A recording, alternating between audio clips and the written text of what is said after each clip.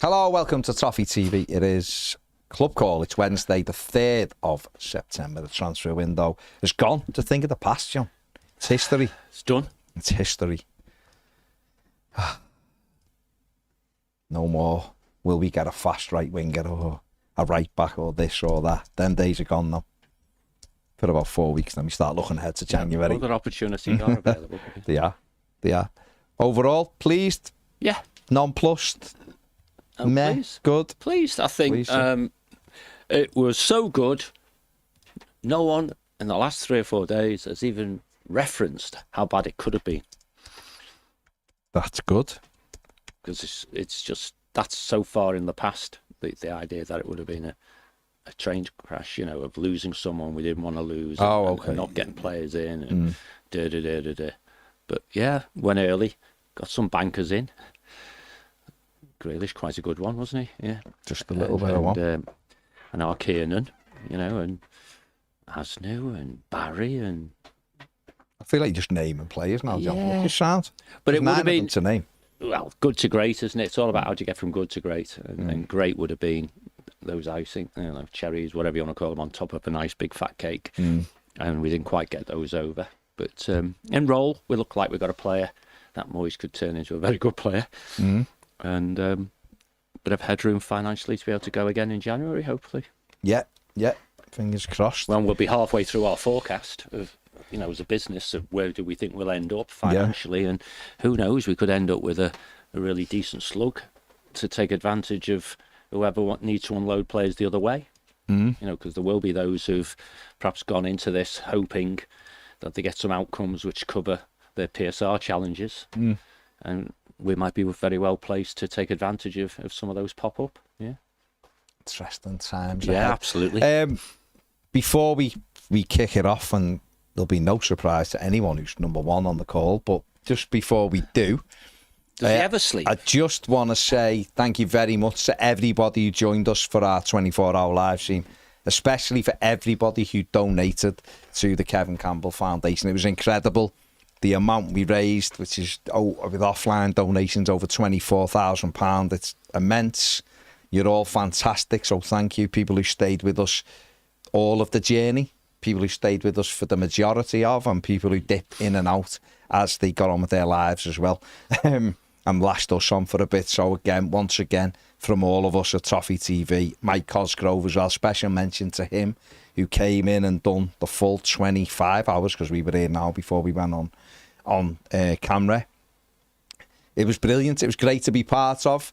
Big thanks to Mr. Drone, who came in and re-energised us at 9 a.m, brought some donuts with him.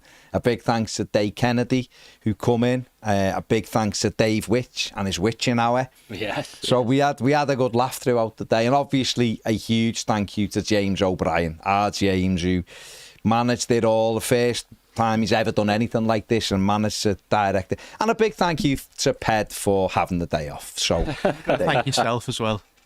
You got to thank yourself. Thank me? Yeah. For what? For doing the full 24 hours. Not enough for presenting. Yeah, that doesn't, that's by the by, but you kept it all going. So it was brilliant. But like I said, everybody who donated, I had I thought was a big figure, £1,500. If we could raise that, I was going to be made up to pass that over to the Kevin Campbell Foundation. But you absolutely destroyed that target. I should have probably known better, but there you go. Fantastic. So thank you all, everybody who was involved. So let's move on.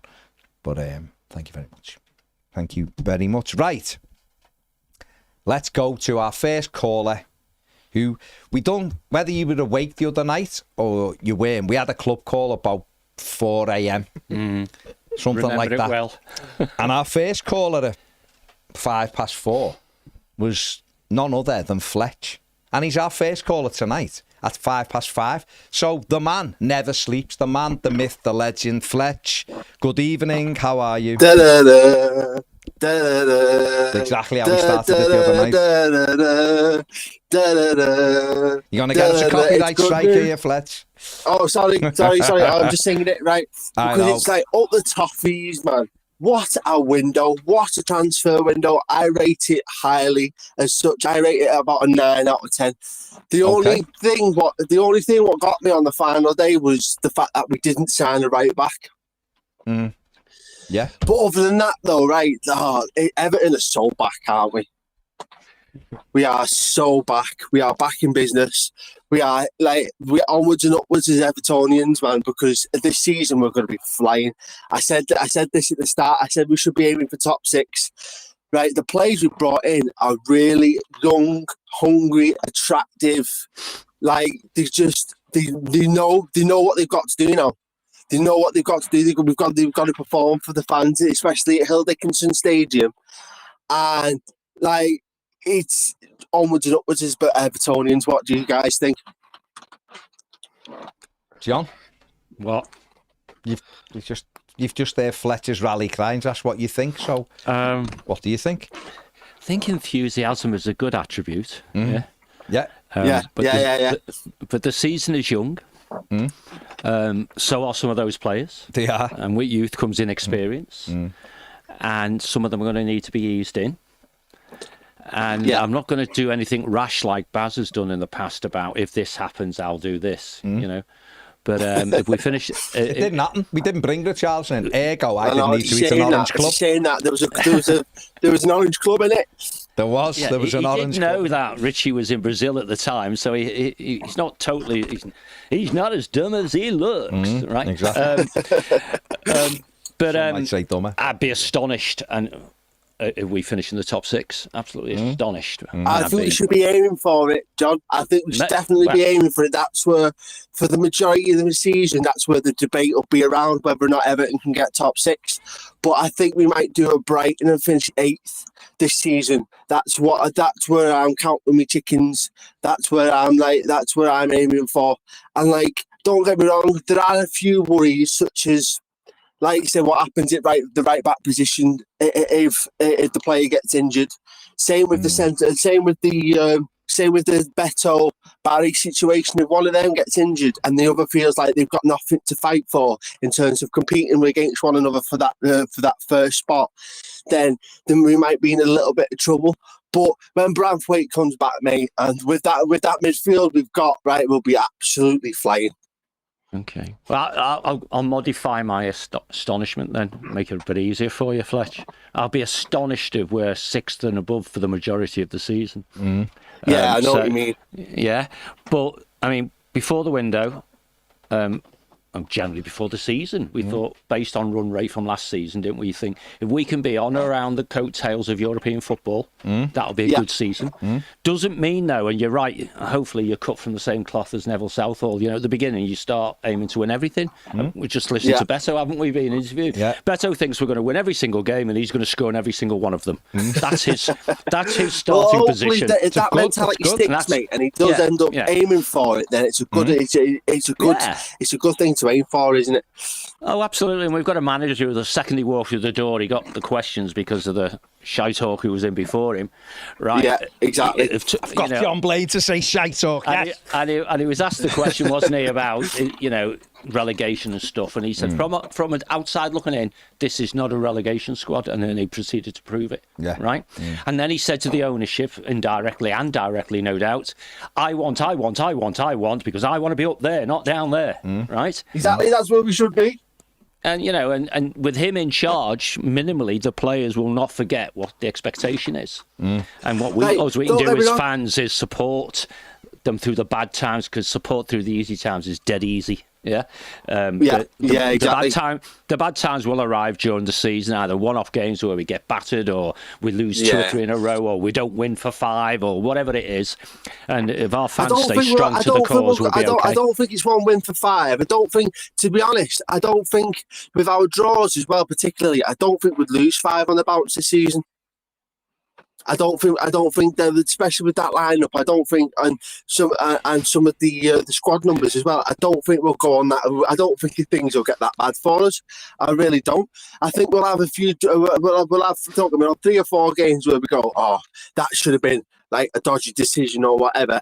But as long as we keep up keep the momentum going and keep up what we've achieved in this past week with the 3 wins, Like, genuinely speaking, a decent cup run and aiming for the top 6 is what is required for Everton Football Club this season.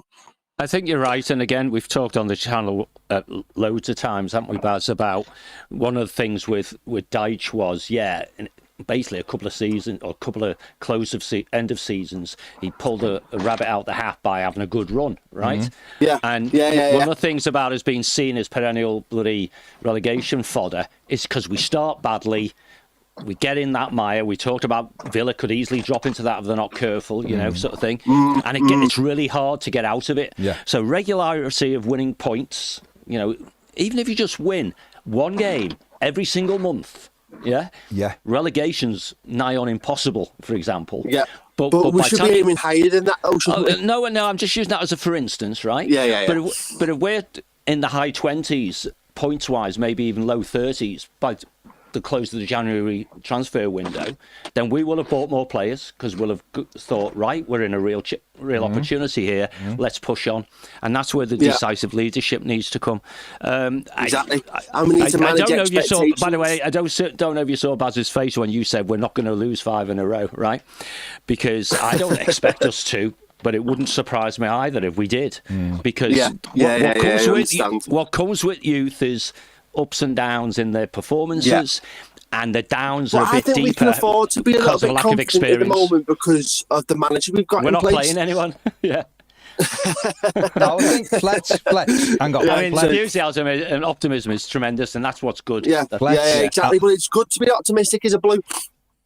I'm not trying to dampen your fire. I would try to avoid doing that. I just try to not make any over excitable predictions. But you're right. You look at that and you think, got a good manager. We've really improved the side, the squad compared to New stadium.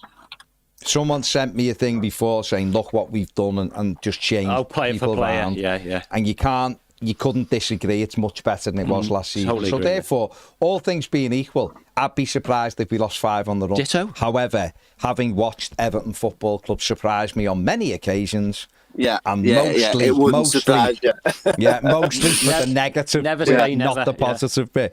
I never say never, but I do get your point. You do get your point. You should be looking a bit more confident. When David Moyes first come in as manager, right? When David Moyes first come in as manager, I was asking the question, what type of players could he bring in? What type of big players could he bring in? You were also asking the question, could we get Jose Mourinho, by the way? But that's another story. Well, I was, because I wanted the best talent at Everton Football Club. That's what I was aiming for, right? But with him signing Jack Grealish, he's completely knocked that one out of the park because Jack Grealish is £100 million player. Let's not forget, he's £100 million player. We got a £100 million player on loan, and he's working it at the club, and he's absolutely outstanding so far. No. It's looking good. It's a good point, Doug Tomato. Good point, Doug Tomato, so far. No, listen, Fletch, great call. And I agree with you, mate. Aim high. Exactly. I'm not going to be hypocritical. Onwards and upwards. We are the famous EFC. Yeah, I'm not going to be hypocritical because I had a goal at Sean Dyche for only aiming for 17th. So aim as high as you can. And if you aim high... That's a long time ago, that now. I'm saying if you aim high and you fall a little bit below that, then we're still going to be in a far better position than what we have been for a while. And it's about time we started dreaming again as Evertonians, get a decent cup run behind us, let's start winning the big games, etc. It's about time we started doing that because we deserve to, 100%. Yeah. Well then, Fletch, great call, mate. That will speak next week, pal. All right, no worries. See you later, fellas. Take care, mate. Take care. See you, Fletch. Ta-ra, mate. Big Fletch getting us underway there. We had a super chat of Chris Davis, says thank you so much for the 24-hour event, lads. Incredible. I'm currently staying in Verona, 40 years since their Serie A triumph. Dare we dream the same? Who knows? All things are possible. Well, one win off the top. We're chasing those mighty Reds down. Best team in the world. Let's see. It's good to just be 3 points off the top. It is. In an international break, though. In a Champions League place. Exactly. It's all good. Right, let's get back to the lines. We've got Fruin. I think he's Fruin Pinto on on Premier, but let's get into it. Good evening. What do you want to say? Hello? Nope. Nothing? Can you hear me? You can hear you, it's just muted unmuted, but nothing's coming out. Fruin, should we try and get you... Can you... Do we try and get you back in a sec? Just leave and join back. Okay, we'll try and get him back in a sec. Let's have a little couple of ones. Daniel says, wouldn't be a club call without Fletch, would it? No. Charles says, back to full energy now, guys. Not full, but top them back up. Top them back up. Eugene says, congratulations. Well done, Baz and John, for completing the 24-hour live stream. Thank you very much. Dave Wilson, who's a YouTube member, says, hi, Baz and John. Feel we have had an 8 out of 10 window. Yeah. I think that's good. about right. Yeah, that's good. right, yeah. And that's very good. Mark Cody is still tired. Slightly, not destroyed, but slightly tired, but still sound. Bob the Blue went for 9 out of 10. The recruitment team did well. Fruin's back. Okay, Fruin's back. Good evening, Fruin.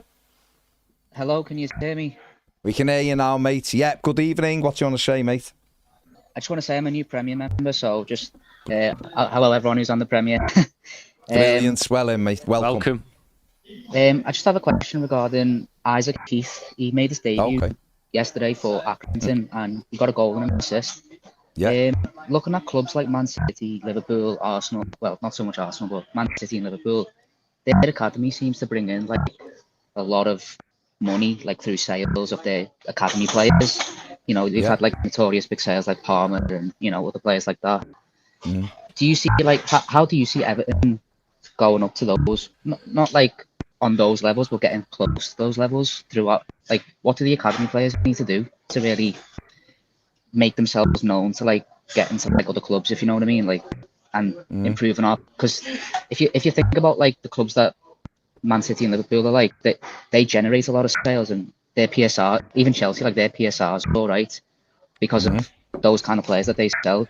Even like Liverpool players who've never played for them are generating 20 to 25 million. And you're thinking if Everton could even get half the money like Liverpool players are going for their academy players, our PSR would be so much better. And I know this summer wasn't really like the priority to sell players because obviously we had a thin squad, but to prevent the problems that Villa and Newcastle are having, how do you think we need to approach our academy going forward?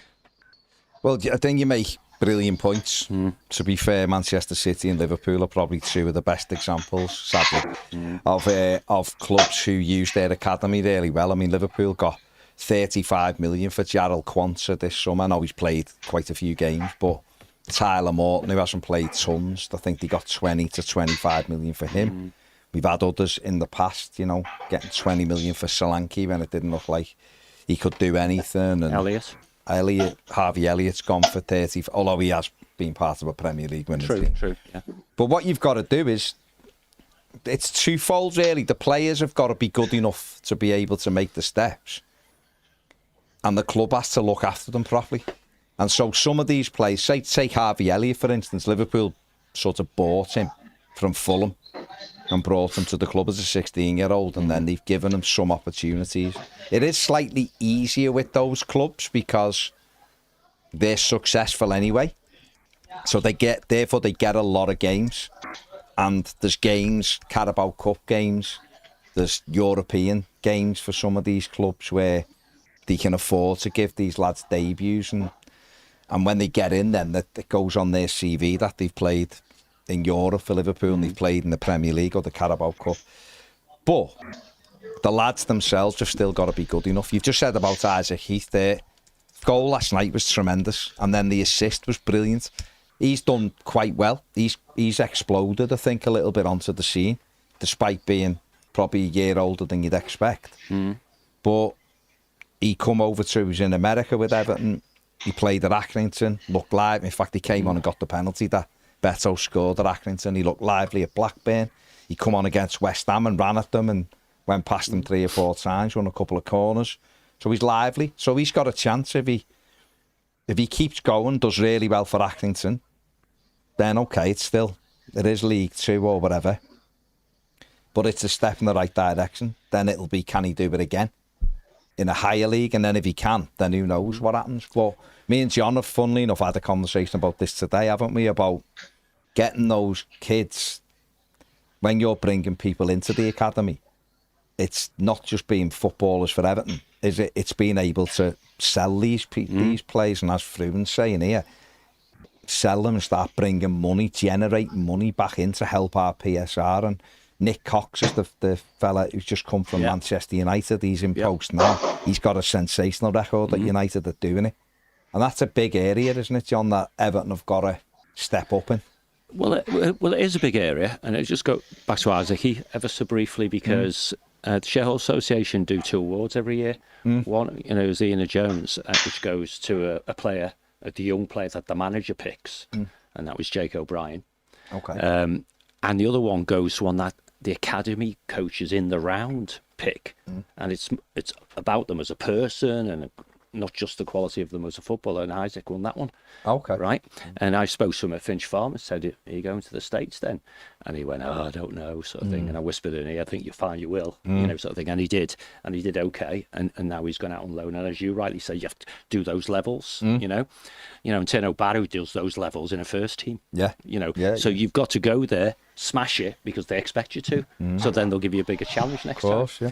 And if his challenges become short loans, if you will, League Two, League One, Championship, then he's ticking the first box for any academy, which is to produce footballers who can make a living playing football, and hopefully in the top 2 divisions. If you get one every now and again, and I know you've done a great Inside the Game, right, where he says produce one per graduation period, if you like, that plays for us, which means Premier League, that's exceptional. But that funnel of how many pop out the bottom, you pop loads in at the top and they pop out the bottom, is, it's not very big ratios, is it? No. So first off, we want the academy to pay for itself. That means we sell sufficient graduates wherever we sell them. I mean, clearly you can do that by selling a graduate for 50 million quid, or you can sell 10 for a 5 million each, sort of thing. And then the next one is how many come into our team. Of course, yeah. And then it's up to the first team coach then whether he keeps them or not. But once they come into that first team pool, if they do all right, then they become your Tyler Mortons, your Jarrell Quantzes, or absolutely City right. have got tons, but they've bought a lot of theirs in at kids as well. No, absolutely right. I was going to cover that because we want to get to the point where an Isaac Heath or whoever it might be in a year or two's time isn't satisfied sitting on our bench.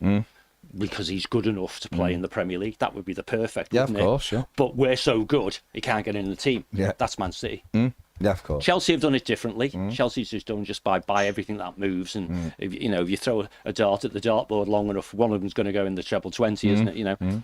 And Liverpool have done it on the back of brand value. Yeah. You must be good if you play for them. Yeah. And they play you, and as you say, when they've been reasonably dominant in European competition and there's dead rubbers, they can give them all. They played in the Champions League, done this, done that, done the other. So we have to do, not that because a while away, but we have to do all the right things, the opposite of what Eric Morecambe did, all the right things in the right order at the right time. And the first level of that is bringing in the right off-field people. There's a few... where you get the technical director and the guy who's going to run the academy and all that sort of stuff who know what good looks like. They've got a few through and who they're quite excited by, I think. There's a few, yeah. So it's whether or not, it's how they develop now. Obviously, we've got Harrison Armstrong out on loan, and he's at a level where... Go on. What do you think of what do you think we should do with Braden Graham? Because obviously he's highly rated. He's come out from Ireland. He's 18 now, and I think a loan for him would be good for now. Maybe like January or somewhere like that. Like I think he's already played at men's professional level. I think so. I don't know what playing in the under-21s does for him really. Well, if we want to see that development. Well, he's played in men's football at 15, didn't he? The youngest ever. Yeah. He's only 17. He's not 18 till November. So I think what the plan is for him, and obviously played the other week against Solihull Moors, who were men, and come on and got 2 goals or whatever and turn the game around in that. So I think what Everton will do with him is he's going to be in the under-21 now till Christmas, despite his first season was at the 18s and he broke in. So if he does well enough over these next 4 or 5 months, then people might want to take him in January, He is slight, so he's about building his strength up, but he is one who they think he's just got the ability to do it. He can mix it. So he's one to keep an eye on. There's obviously, what I was saying about Harrison Armstrong was he's getting in our first team, making his debut at the young age. You know that they've got a good chance. Anthony Gordon was another one. Obviously, we sold him for 40-odd million. Yeah. Ross, Wayne Rooney, those, these are never really likely to produce another Wayne Rooney because he was, for me, England's best ever player. But if you can get good players like Ross Barkley, was brilliant for Everton and done really well. And we've had, Anthony Gordon. I know he's not our favourite player, but he got us 45 million from an academy player. Them kind of players coming through, but you see them banging on the first team door, sub 20, and you go, they've got something about them. Braden Graham can be one. They've got another couple who they're excited about. And we've also got young Moses. What's his second name? Moses. Where's his second name? Slipped me mind. He's only 16. He's training with the first team. He's literally just coming. So, they're having a look at him as well. So there's definitely kids there who they're looking at and thinking, these have got a chance. Let's see how they go.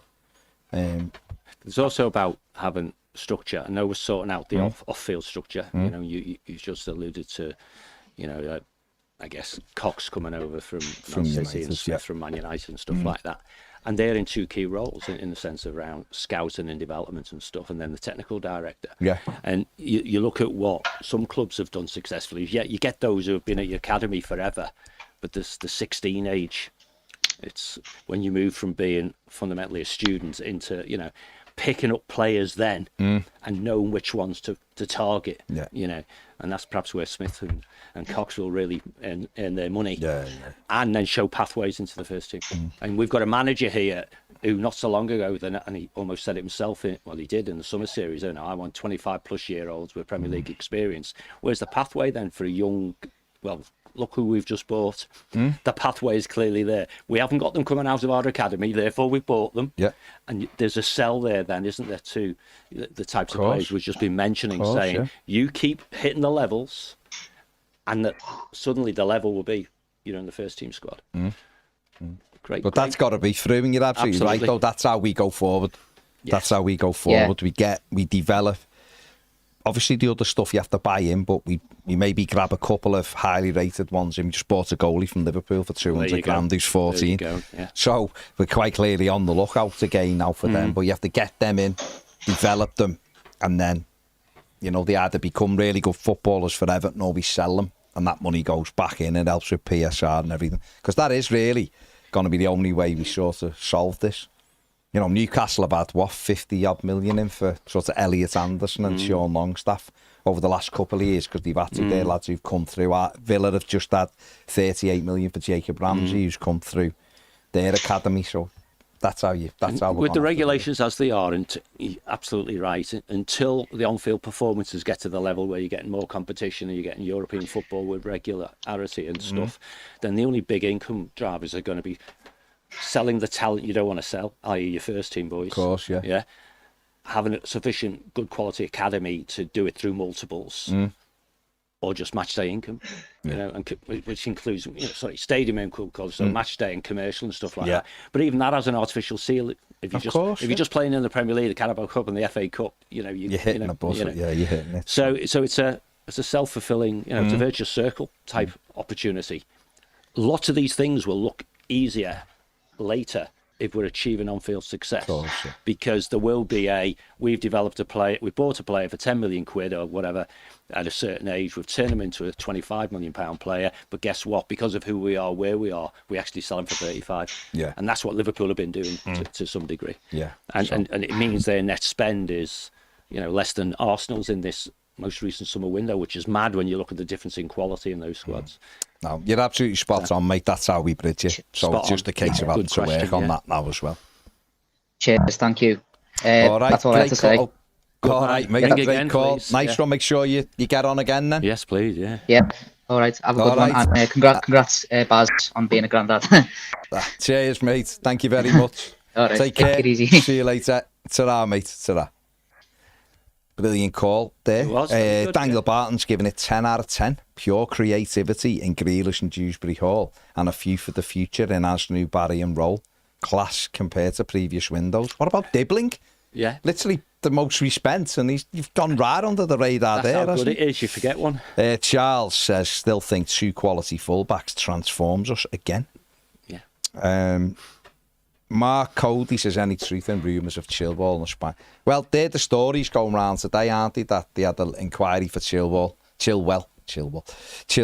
and they made a bid for Hilalia, the Spaniel. So one enthuses me, the other one not so much. You like the Spanish lad, then? Oh, well, the fella in Spain, rather. Yeah. Shelley says, still knackered staying up for 24 hours. Well done, gents. Multi-great escape says, good to see you, lads. DJJ Obar says, afternoon from a moody Cornwall, lads, and congratulations on the Kevin Campbell 24-hour show. Thank you very much, mate. Right, we have got Brien Garside waiting. Haven't spoke to him for a bit, but he is back. Brien, are you there? He might comment when he comes on about that. You haven't spoken for a bit. We can't hear him. Come on, Brien. Brien? I can see him waving, but nothing's coming Waving. We're not doing... Okay, if we can't hear him, we'll go to Alex, because Alex is waiting, and we'll have to try and get Brien back.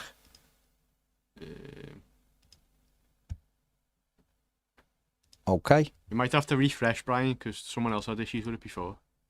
All right, are we going to Alex? Yeah.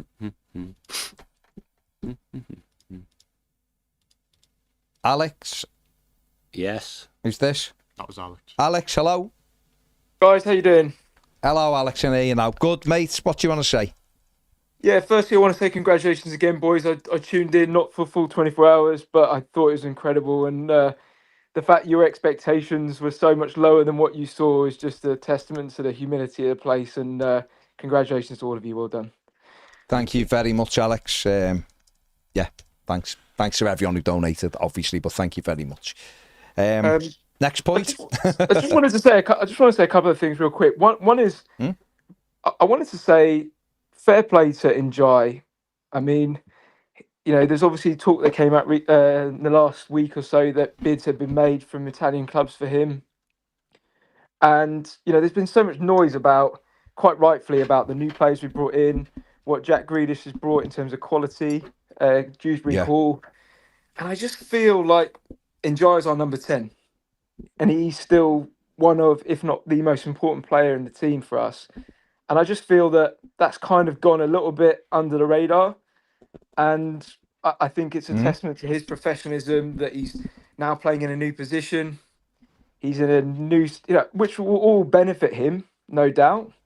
But, you know, maybe footballers are egos. They, you know, last season, everything was about Njai.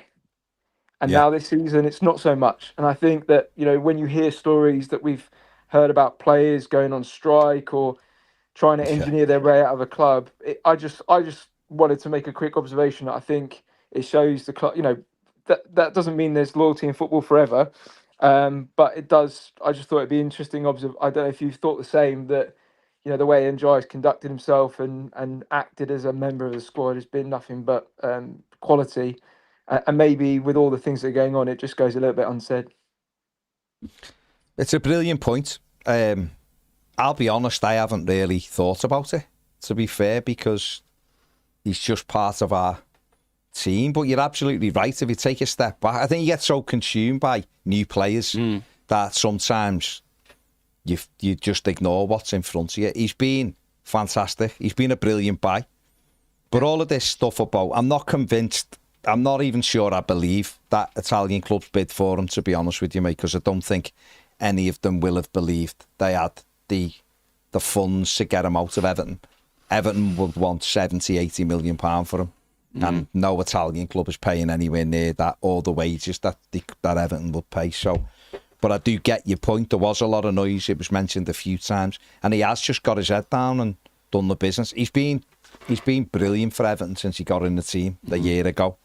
You're absolutely right. He's got his head down. He's been moved from a position he was playing onto the other side. He's just got on with it. Scored a great goal against Brighton.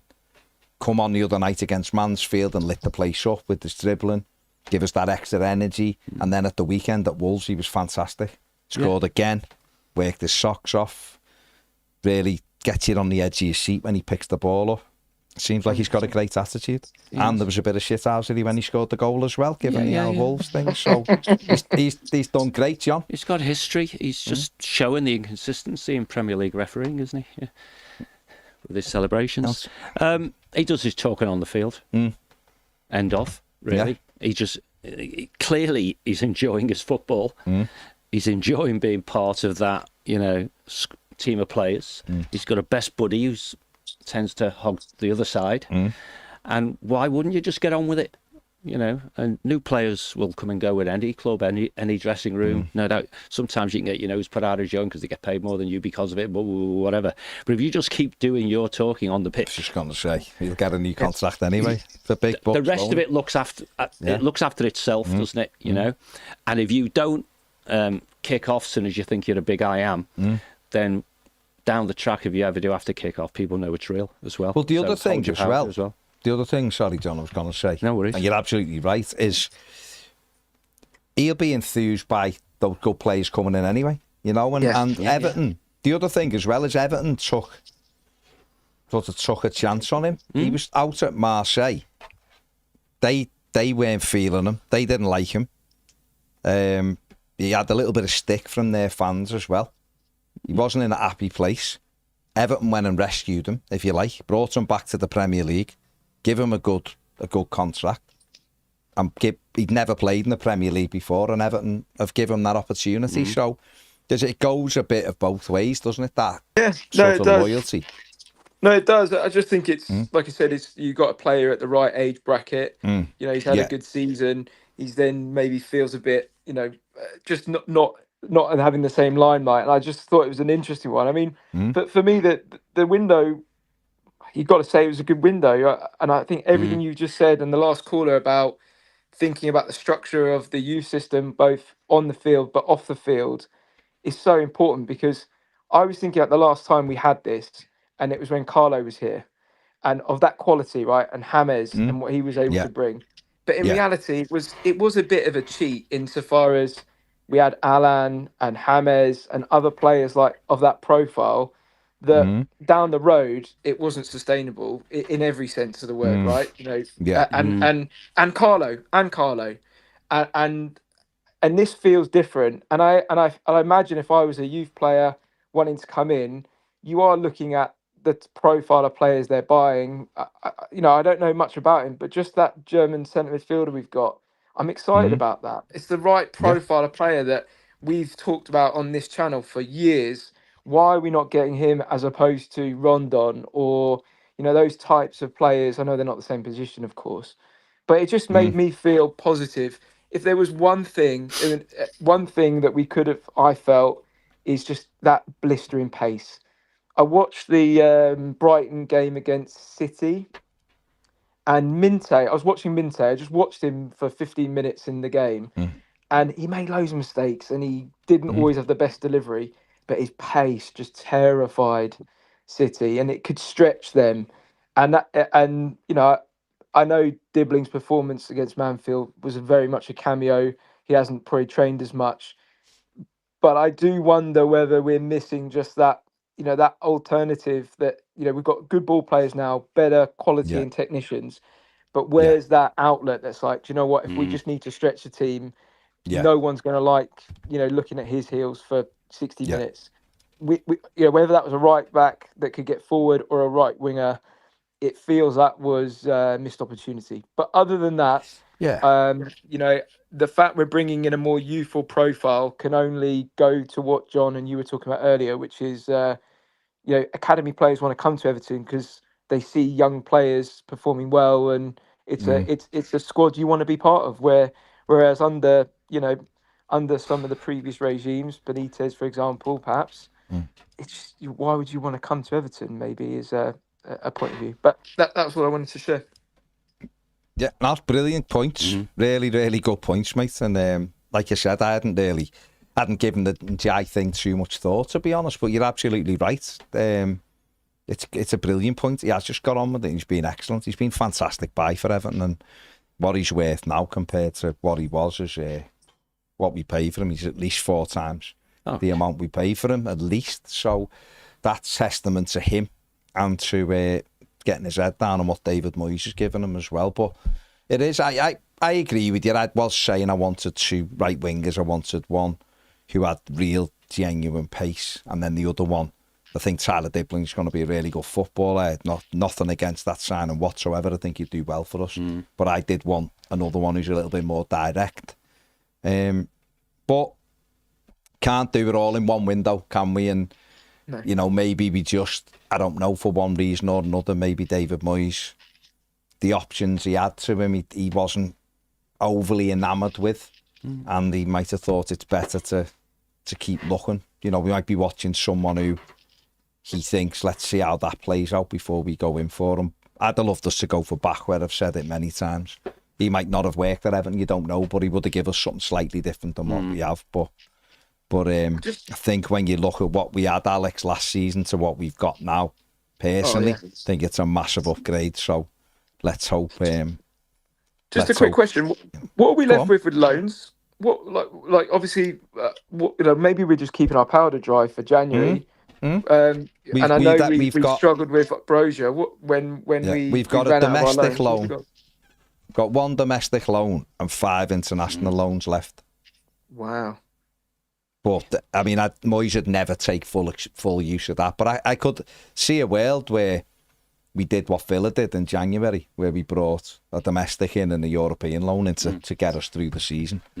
Obviously, if something becomes available in January to buy, that Moyes would be more happy with that. I think get something in permanently. But as John said before, get to January and we're looking at him and going, tell you what, if we could get this player at this positioning and that in, we're bombing here for the end of the season, and we might see that in 2 squads, one in the Premier League, one in Europe, where players are looking to get out, haven't had much football. You know, who says Malik Fofana in January doesn't go, I actually quite fancy Everton now. You know, look, they're doing all right, and I can see, you know, whatever. I'm just using him as an example. We've lost players in the summer and got them in January before now. Yeah, so, you know, that's just the way it is. You talk about Minter and, you know, for Dominic Calvert-Lewin, a yes or a no, there's a little bit of a drop on his wages. Minter would have been playing for Everton. So, and he'd have been a really good player for us, I think. And Dom would have been in Newcastle. And Dom would have been up at Newcastle. He'd have probably been happy up there. So, you know, and who knows, Isaac mightn't have left. You just never know. That's the fickle Sliding hand doors, of fate. mate, yeah. But I agree with you, we do need to bring in some pace, whether that be a winger who's quick or a full-back who can bomb on the outside. I think you're right, Alex. I think you made 2 brilliant points, to be fair. Yeah. Scary pace, here we come. Yeah, that's the next one. The next big tick. Right, Alex. Cheers, mate. Thank you very much for your call. Cheers, guys. Thank you. All right, take care, mate. See you later. Bye. Brilliant. Absolutely brilliant call from Alex there. That's why Brian's done a runner. He's a bit worried that his question isn't going to be... No, Brian's not scared of anybody. Anybody. He is back. Come on then, Brian. Brian, good evening.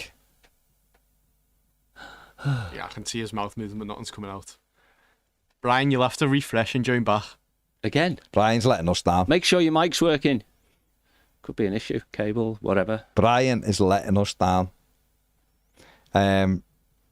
Everyone congratulating me, thank you. I mean, I haven't really done anything, have I? I've just been my daughter's dad who's at the paper. No, seriously, thank you very much. I think you contributed possibly. Certainly 20 odd years ago. Well, I did, and I have changed the nappies already, so there you go. Amari Moses was the 16-year-old who's training with Everton. Yeah, not Popsy, but maybe Pops Emmett is probably what I'll take. Let's just have a look on Premier. But I think if Everton can do the next bit now and plan for that next phase and see how we play out, it sometimes becomes an easier thing, because you look and go, actually, they're doing great. We only need this and this now. And that changes it, doesn't it? Andrew, Amari Moses can play wide. He's direct, good, or he can play in midfield. So he's done quite well. Ethan says it was a bit of a mad experience waking up to the sound of Fletcher's voice at 4 in the morning during the 24-hour stream. But I will say, I can't say I'm mad about it. It's a bright spark to wake to. Barry says, do you think we'll get any players in who are out of contract to push up the numbers and give the managers options, with the manager options on the bench? Well, me and James are going to do a video tomorrow about what options we could potentially go for. It'll be done a little bit light-hearted because I'm not convinced he'll go looking in that market, but you never know. There is Mikalenko, for argument's sake, Mikalenko's injury might push him towards Region, who's out of contract at the moment, and there's obviously Premier League experience, a good attacking fullback. It's not amazing, but, good attacking fullback. But he might come into the office in the morning, right, with his coffee, put that down, get his glasses out of his tartan glasses case, and look at the list of all the free agents and go, oh, what's he doing on there? John, let's be honest, he's going to come in, he's going to get his coffee, put Toffee TV on, hear me going on about and just Region go with what and you say. Yeah. He's not bad. Let's have a look at him. No, sorry, that's Nottingham Forest. I wonder how I That's get it them. wrong. So that's Forest. So Forest will get ready on tomorrow. Well, that's true, yeah. Chris Byrne says, you guys did an amazing job on the 24-hour stream. Overall, I'm happy with the business we've done and cautiously optimistic for the season. Also, apologies, I haven't checked in as much. Gig life has kept me thankfully busy. Brilliant, Chris. Great to hear from you. And I made up that you're busy with your band, doing lots of gigs. That's fantastic, mate. It's the way to be. Royal Blue Rich says, if we're aiming for anything, it's first, like it should be for any team in the land. I've never liked to say we're aiming for this or that. The aim is to win every game that comes along. See where you end up. Okay, James, anytime now. There we go. I think that was Brien. Well, bear with. Is it working? Have you done this? Can you hear me? Brien, I can hear you, but I'm in the middle of reading the comments out, so just bear with. Where are we? Where we could finish is another question. We could finish 6th, but let's just see how we go. Correct. And the last one before we go to Brien, then I'll come back to Dick L, because he's in the comments. James Warland says, out of the under-21s, only really Harrison Armstrong I can see making it. The rest are brilliant footballers, far better than of any of us, but they aren't good enough to make it in the Premier League. Onyango needs to go and find a club before he's stuck. Well, he's at Stockport. Sheriff needs to find a club that plays 2 up front. I think he'd thrive with someone doing a hold-up play for him. Well, he's at Rotherham, and that's where he's playing. Heath is the only one I'm unsure on. Height is a big issue, but he's a good footballer. Maybe just hasn't done all his growing yet. Possibly, but he's made a great start to life at Accrington, hasn't he? So let's hope that continues for him. Right, we do have Brien Garside at last. So Brien, all the way from Sweden, good evening. How are you? What do you want to say? Evening, gents. Finally. Yes, I'm we're there. more technically minded than I realised I could fix this thing. Done. But here we go. So, what a good window. I'm rather pleased. 7 out of 10. Yeah. But the thing is that the big difference is what David Moyes has given his pride back in the club again, right? And because of the momentum we built up last year, these players that we've signed now would not have signed a year ago under the last fella, where we were. Even if the finances were better, but you know what I mean? It just would not have happened. So yes, well done to Moyes and his team, I'd say. Still want a right-footed right winger. Call me old-fashioned if you like, but I want a right-footed right winger. Pace, of course, and more so because we haven't got a fullback either. Because O'Brien is a centre half. He's not a right back. He's not. He doesn't make the runs to the same tenacity that a proper right back would do. So I feel that's, as we were saying earlier, with an earlier call about saving his powers for January to get in a loan or something, and then in a year's time we've got a proper right back and a right winger. But I'm the with thing you, is, but I'd like a right-footed right winger as an option as well, because I think we're very much mirrored on both sides. But exactly. Well, I mean, Njai is right-footed, by the way, just to clear that up. He is, but he comes inside all the time. No, he does. But he is right-footed, so technically he could go yeah, on the but outside. if you've got someone overlapping, then you get the balance. Yeah, and even the right winger could go on his own. He doesn't need an overlapping fullback. But going back, adding on to that, what Mick was saying during the 24-hour job, which is excellent, by the way. And wasn't it good to get some new callers in? Even though you have to wait for the middle of the night. It was great. But you were saying about Everton now playing on the front foot. Yeah. And I hate this tick-attacking of a death by 1,000 passes kind of football. Yeah. Can't stand it. So yes, we're playing pace on the ball, running off the ball, ball being played not just to feet but in front of the guy to run onto, putting the opposition on the back foot, which creates the momentum, the power, the energy, and the pressure. And that is why we're doing so well, because now we have players who understand not just what they're doing, but they seem to be understanding each other. Some of the interplay has been absolute joy to watch. I only got it on a TV screen, but I can imagine being in the stadium and watching that developing, because you get such a better view of it when you're live. Yeah. Of course you do. And it's been an absolute joy to watch, and the potential there is I dare to be a bit positive. It's almost, yes, this could develop into something good. It's almost like good coaching works. Oh, I mean, you've watched a team having no coaching for a few years to having a bit of better coaching. And obviously, in all fairness, they are good players as well.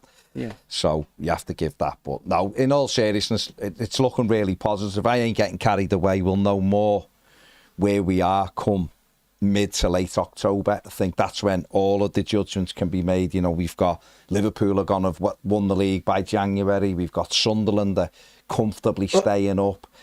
Thingy are down, Villa are going down, Wolves are, all of these takes are crazy. You just said mid to late October as almost like that's when you look a milestone and say, how are we doing?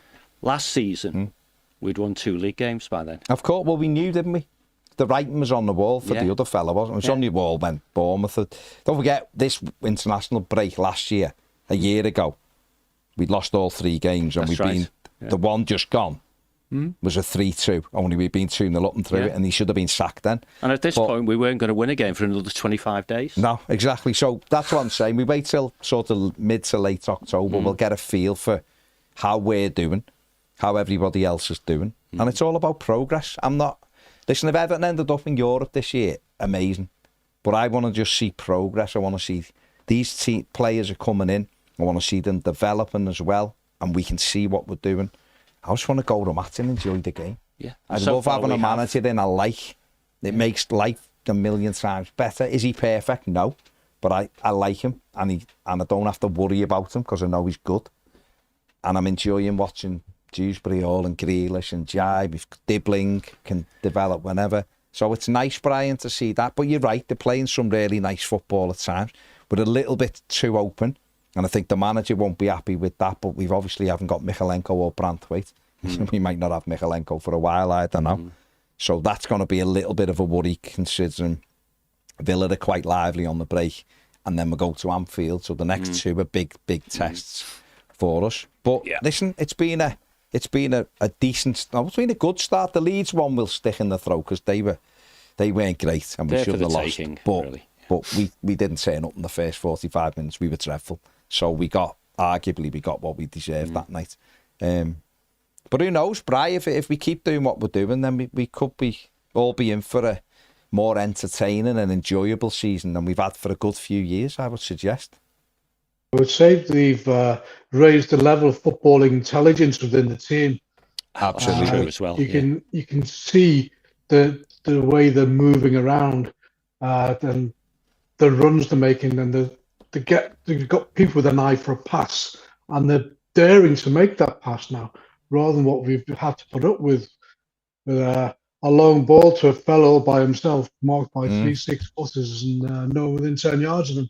So yes, it's very positive, but not, as you say, we're not going to get carried away because we've bought a bunch of young, exciting players, and they've got to gel and they've got to mature. And which is, if you want to take this conversation on a bit further, you're talking with the last caller about sustainability. Some of these players are going to be sold for profit, which is refinancing the next group of players coming in. So yes, it's very smart, to my mind. And long may it continue. Not that I want to get rid of any of these players, but you know how the business works. So Dibbling, I think, could be just brought along slowly this season, and he'd be a regular next season, I'd imagine. Quite possibly, yeah. Maybe in the team before then as well, depending on what he does with his chance when he gets it. That's what it's all about, isn't it? We want competition. Someone gets a game for any reason, does a good job. The other fella has to. Yes, but I think he'd be brought along slowly. He's not going to be thrown in the deep end and left there. Oh no, absolutely not. And that's what the increase in squad depth will bring. You know, we talked it, didn't we? And during the 24-hour thing about £35 million player didn't even get on the pitch in the last game.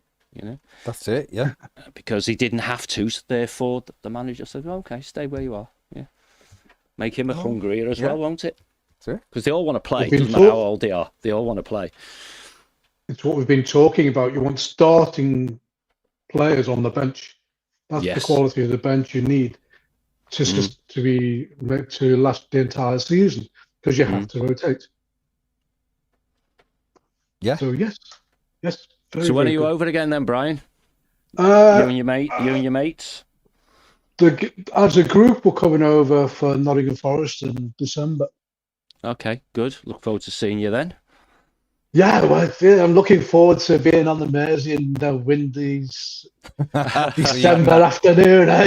That'll be a lovely with one. 3 coats on. That's what the Western Terrace is for, so you can fully embrace it, or it will embrace you. Yeah, well, we're used to the cold, but you know what? I don't think my mates are that used to the wind coming off the Irish Sea. It's a different thing altogether. It's a different kind of cold.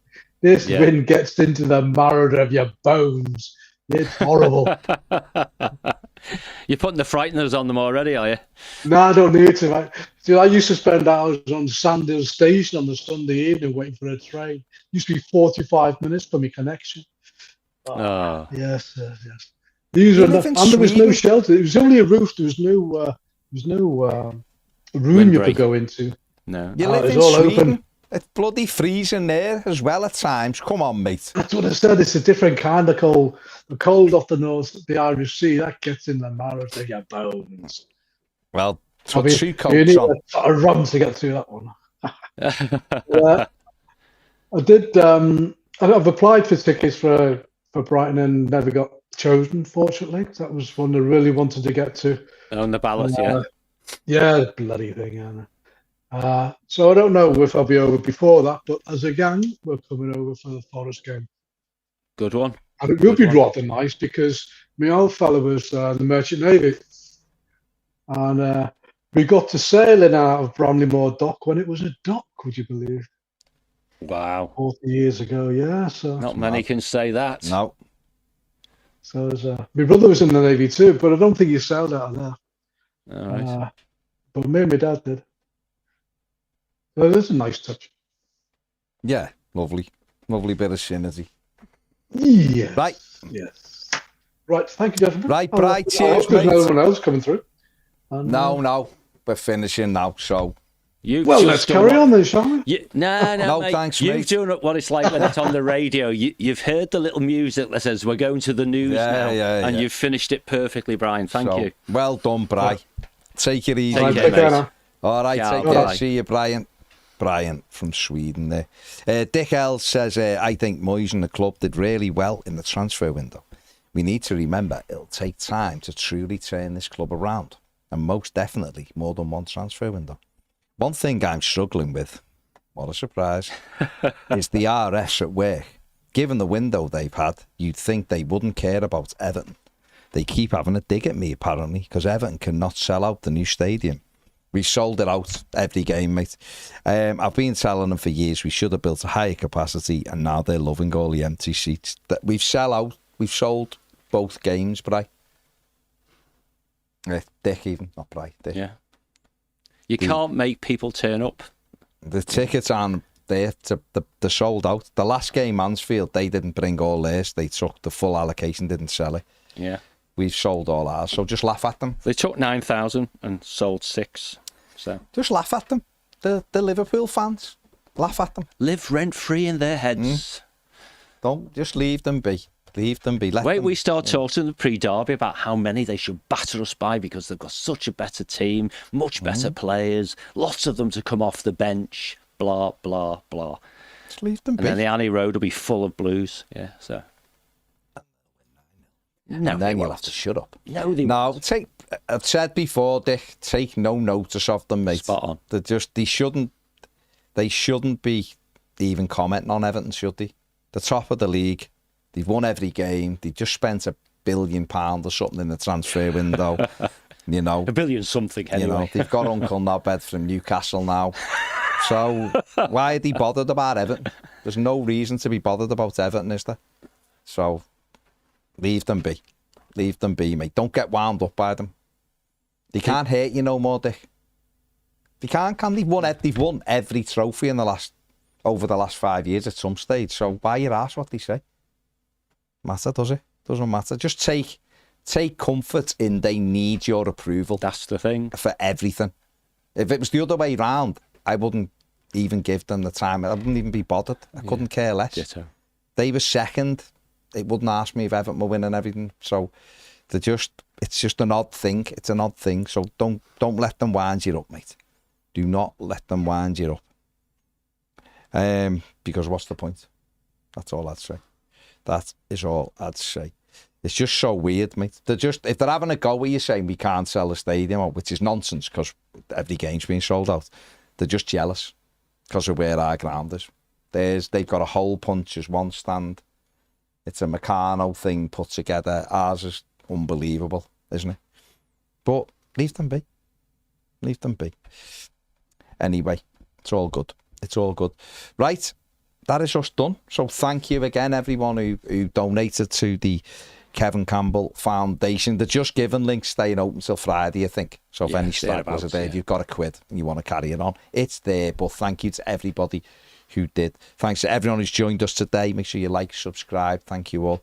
There's a video out 8 o'clock that me and James have done about mail and roll, so give that a little watch later on, and we'll see you all tomorrow. Take it easy. Bye.